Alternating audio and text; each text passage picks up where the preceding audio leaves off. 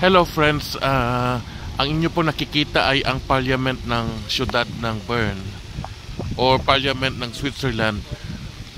Dito po ginaganap ang mga sessions ng Kongreso at saka Senado ng Switzerland.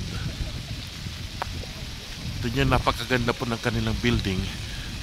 Ito pong building na to ay open sa public around 2 times a year during the August 1st celebration ng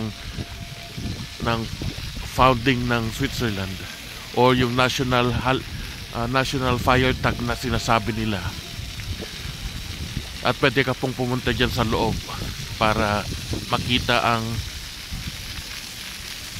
session halls ng parliament.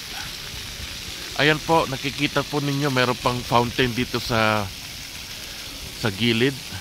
At ito pong kinatatayuan ko na parang isang malaking square ay ito po ay dito ginaganap usually ang mga concerts, mga rallies at kuminsan may mga dinadaos din dito mga pagpupulong. At itong square na to ay nagiging public market every Tuesday and Saturday. Natatransform po itong square na to ng mga stalls ng mga vegetables and fruits. Kaya kuminsan ako din po ay pumupunta dito para mag-grocery shopping ng mga fresh vegetables and fruits. At yun po ay ibibideo ko ulit next time.